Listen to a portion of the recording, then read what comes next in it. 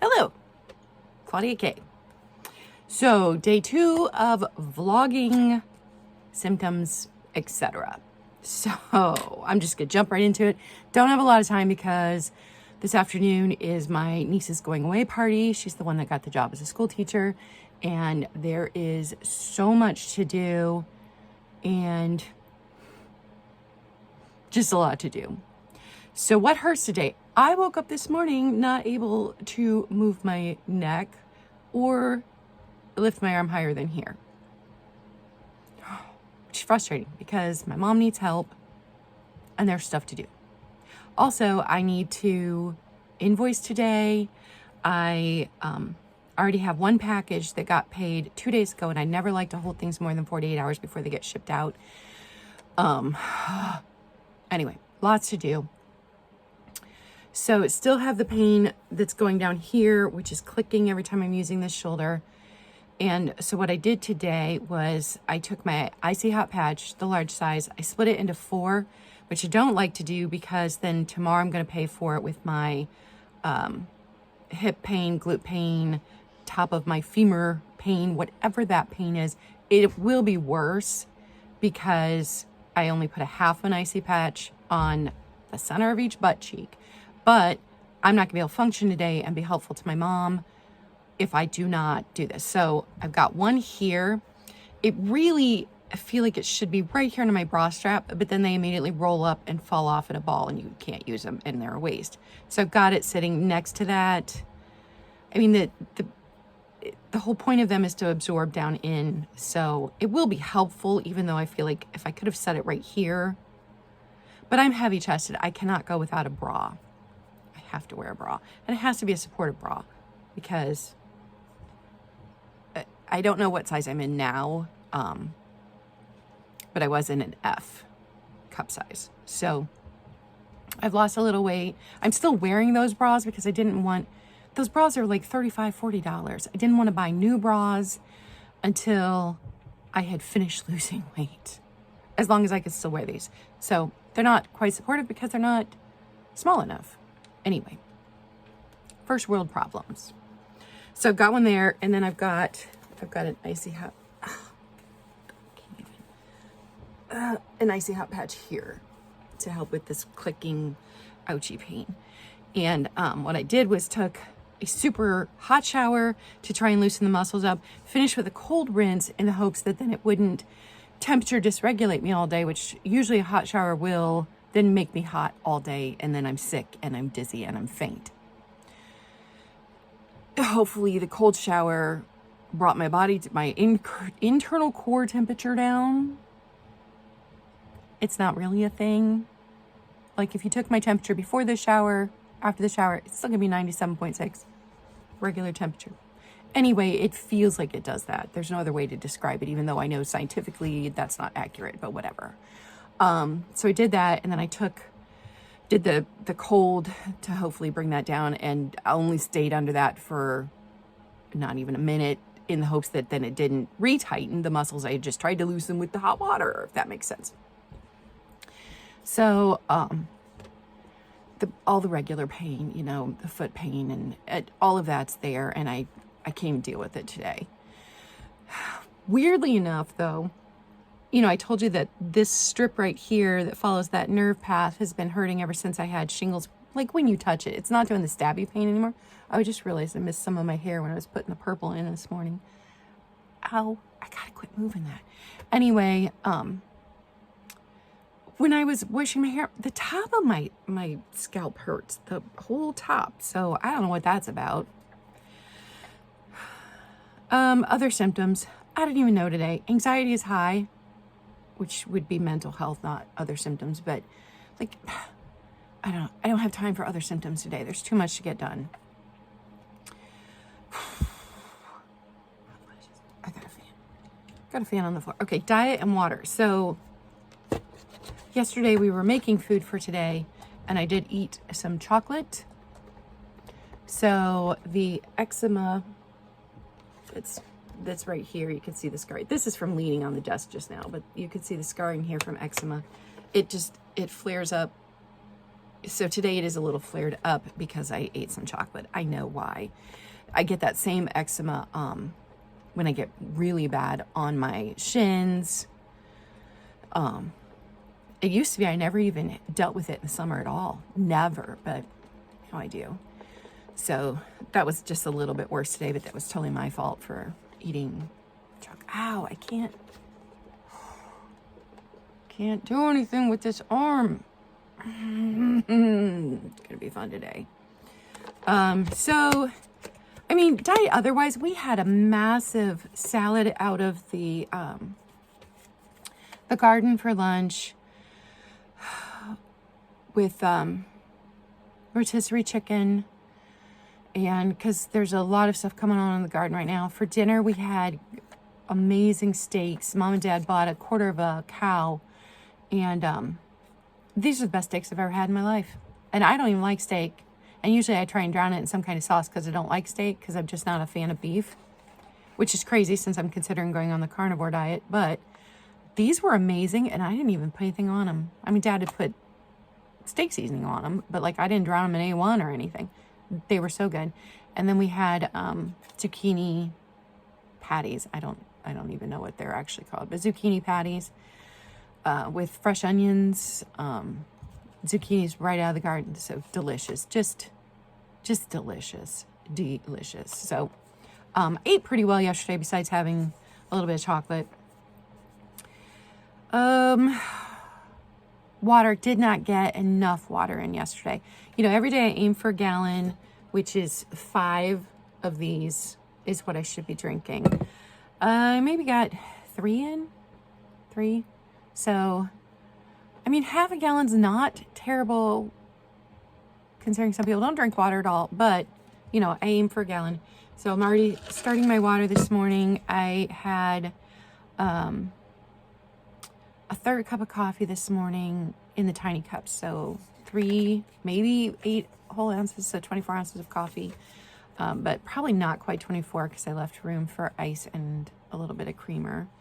And for creamer, I am doing a low sugar creamer that's an almond milk. But if I do the carnivore diet, you can't have almonds. You can have just heavy cream.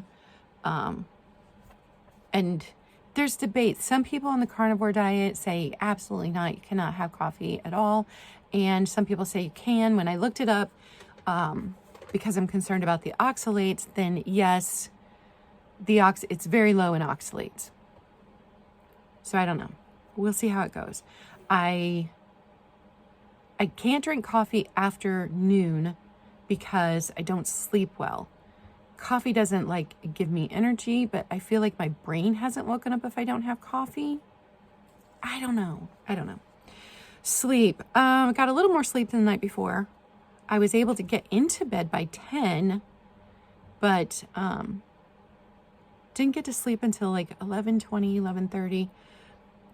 Was waiting for the last girl to get home from work and the house to be shut up and the noise to stop before I got to sleep. But I did sleep till 6. So I got at least 6 hours of sleep. Although I did have to get in the middle of the night to go to the bathroom, which I don't a lot of times.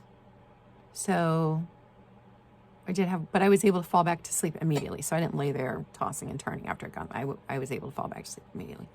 What got done and didn't get done? I was actually able to help my mom a little bit yesterday, not near as much as she needs. I helped with the kitchen, keeping the kitchen clean. I helped prep the food, but it was more sitting on a stool when I could tolerate sitting and handing her things than actually doing much. I did not get, I didn't get anything done on my room at all. And, you know, I want to address that because that feeds right into mental health.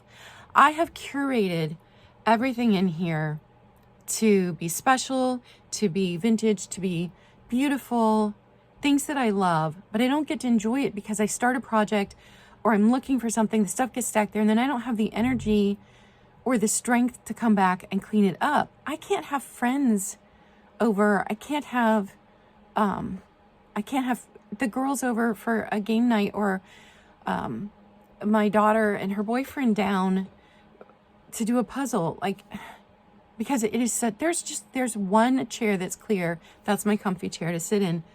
And that really weighs on me, and I don't know how to get it under control. And the doctor did mention, because, I strongly suspect I have ADHD. And the doctor did mention, oh, there's these tools that you can help. Oh my goodness. I have stacks of notebooks sitting with lists on lists on lists. I have reminders that go off on my phone to tell me what to do. I have lists on lists on lists on my phone. I have organizational tools everywhere. I cannot get on top of it. So mental health, not doing so well today. Because before symptoms got so bad, I loved to entertain. And you can see a progression of the fibromyalgia getting worse over the years simply in the activities I can no longer do. And I saw a TikTok this week that was really interesting because it talked about how you're not lazy. And she said, and by the way, I don't believe lazy is a real thing anyway. But she says, you're not lazy if not only can you not do the things that you have to do, but you can't do the things you want to do. And man, did that hit home. Because not only am I'm not able to do the dishes, do the sweeping, do the dusting, do the organizing and filing and getting things put away, the cleaning. I can't do the things that I enjoy. I can't sit and do a puzzle. I can't invite I'm looking over. I've got a whole puzzle game rack over there, along with 2 stacks of books that are this deep. Oh, gotta quit moving. And I can't do the things I want to do, the things I like to do, the activities that I used to enjoy. I can't get together with friends. Number one, I don't have the energy to do that. If I don't have the energy to do my dishes, I definitely don't have the energy to meet up with my friends for coffee. And number 2, I don't have the money to do that. So money feeds into mental health too, because I had really been hoping to go spend a few days with my one sister, the one that lives the furthest away from me. We were going, because she'll do all the driving. She likes to do the driving. The driving wears me out. So if I just drive to meet her, I don't have to drive again until I have to drive home, the plan was to go Tuesday and stay till Friday and drive home like Friday mid-morning, so I didn't have to fight a lot of traffic. Try to plan everything. And that's the other thing. Planning things around chronic illness is exhausting in itself. So you're tired before you even get there because you're trying to take in all the factors. You have to take all of your necessary to get through the day and night items. So all of my pillows have to go. My fan has to go. A blanket that is soft enough that hasn't been washed in a detergent that I'm allergic to. Like, it's exhausting in itself to try to plan to get away. So anyway, I was supposed to go, but I had to make a certain amount of money leading up to leaving on Monday because I have bills that come out automatically, non-negotiable bills. The IRS payment comes out, the car insurance, the life insurance, they all come out automatically. They have to be paid. There's no getting around that. If talking about money makes you uncomfortable, you guys can go ahead and sign off. I completely understand. I grew up with boomer parents, so money was never discussed, and also grew up. I think for some reason, a lot of times money's not discussed in the very fundamental evangelical Christian homes. I'm not sure why, but it's just not a thing that you talk about. And so very uncomfortable talking about money. And I know it makes a lot of people uncomfortable talking about money and finances. So, I mean, in an abstract way, no, but in a personal way, yes. So if it makes you uncomfortable, you can go. I don't mind at all. It's okay. I understand.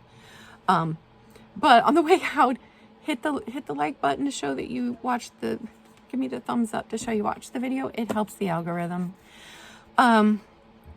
So I needed to make a very specific amount of money, and that was just to be able to pay those bills. And that was not to buy the cat food I need to buy, not to put the gas in the car that I need to put in to get to my sister's. And that definitely didn't give me any extra spending money. I was going to pack food because we have an overabundance of stuff in the garden. So I don't want to be a financial burden on my sister either. She also doesn't make a lot of money. And she's going to have to put the gas in the car to go do the things we were going to do. We were going to try to go to Lake Erie on kind of a rainy day. If we had a rainy day, we were going to go and just kind of hang out in the drizzle, and because a lot of people wouldn't be there. And we were going to do some thrift shopping, which was more sourcing for work than, just enjoyable shopping. But those were the two things that we had planned, but didn't make enough. It's the slow time for everybody. It's not just me. I've popped into tons of people's sales, and it's just a slow time. If people have a little extra money, they're going to spend it on going and doing a summer activity. And that's just the way it is. Retail's slow in the summer. We all know that. So, then that's it's upsetting that I don't get to go spend time with my sister, because I really wanted to do that. Instead, then I've got to, put up extra static sales and hopefully get enough sales in next week that I can make enough for the bills that are due by the end of the week. So mental health, not the best today. Very disappointed about that. Very grateful for the people that did buy, because I know this is a slow time of year. So don't get me wrong, very thankful for the people that did buy from my sales this week.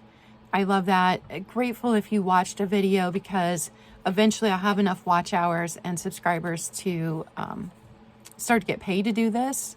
It's a very small amount in the beginning, but it's better than I'm doing this completely with no pay, I get nothing from this. If you're under 1,000 subscribers and under, can't remember the watch hours, and the watch hours all have to be within a certain time frame. So all the watch hours previous to that time frame didn't count toward that goal of being able to be monetized.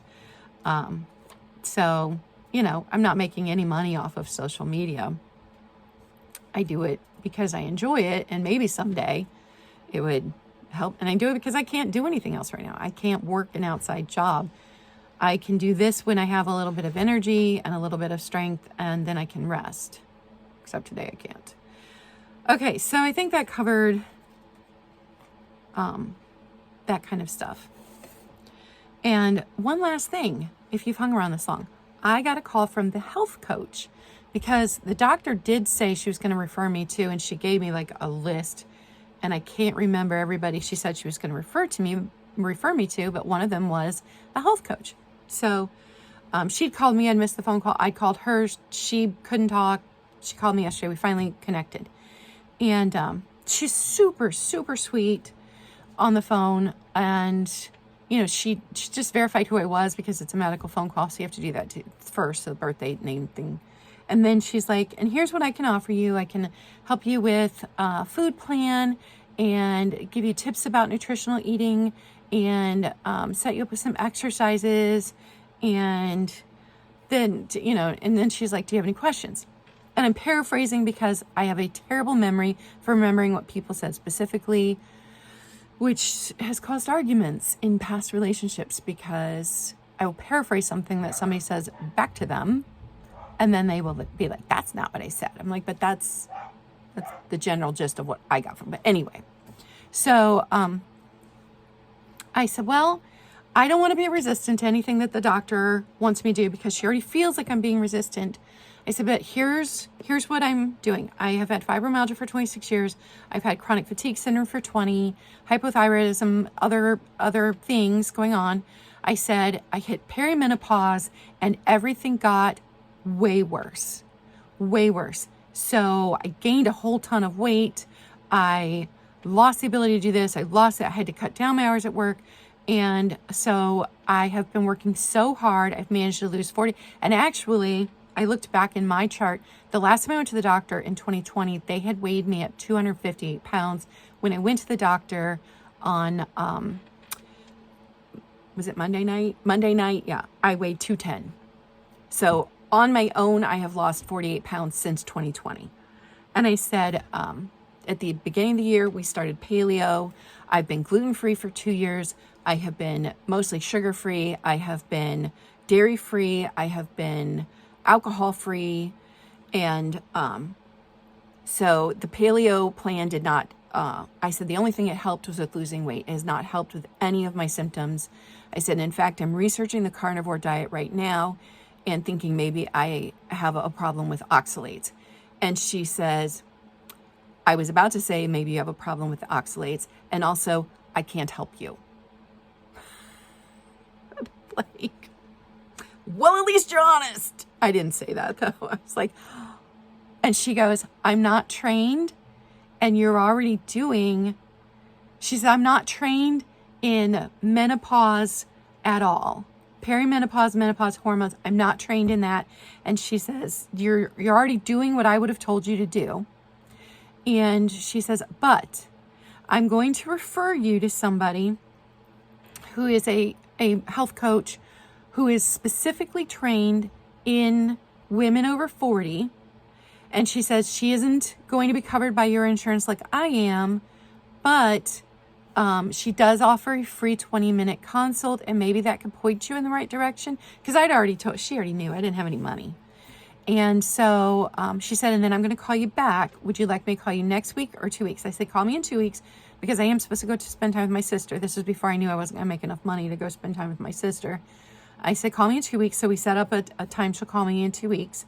And then I immediately went onto the website she'd given me, filled out the stuff, looked through the whole website, and set up an appointment to do the 20-minute free consult with her. So that's on Monday. So I did do that. And she said, yeah, I see here you've got a whole bunch of referrals, but not a single one of anyone else has called me yet. And it's still not listed in my chart. It's not even listed that I'm supposed to have blood work, which I don't know that I can go and get blood work until I've got something in my chart listed that I'm supposed to have blood work ordered. So that's that takes such mental energy, which I know it shouldn't. It should be a quick phone call to the doctor's office to say, hey, am I supposed to go get blood work because I don't see it in my chart? To me, and I don't know if it's because I'm an introvert. I don't know if it's because I suspect I have ADHD. I don't know if it's because I suspect I have autism. But the thought of having to make a phone call. Now, my niece did say there is a way to talk to the office through my chart, which would be ideal. I just got to figure out how to do that. So that's where I am with that. That's the little update. At least she was really kind. And I, as a massage therapist, always did this. When someone would call me looking for an expertise I did not have, or a problem that I knew I wasn't going to be able to help with the trainings that I had a list of massage therapists. Like, I was not trained in reflexology at all. No training. We covered the basics of what it is in one class one day, just so you knew what it was. But to actually take the training for reflexology, that is a whole training. Time, money. So I had no training in reflexology. So if somebody called me and said, I need this, I'm really looking for reflexology, I'm like, I can give you a fantastic foot rub, but I cannot do reflexology. That is not something I'm trained in, but here is the person in town that is trained in reflexology. Let me give you their number. You can call and see if they've opened appointments. Some issues when people called in, I felt were better for a chiropractor. And I did have a list of chiropractors that I referred people to. So I love that this health coach was able to say, I'm not trained in that. You're doing everything I would tell you to do. Let me refer you on. So even though she couldn't help me and it would have been covered 3 months working with her would have been covered by my insurance. At least she was able, because like that last time I went to a pain management, he's just like, I can't help you. And he got up and walked out of the room while I sat there sobbing. So that's what's going on today. That's how I am. And I have a lot to do. So I will talk to you guys tomorrow if I am able to get day 3 in, because I am looking at probably having a flare up tomorrow with the amount of stuff I have to do today. So bye, guys.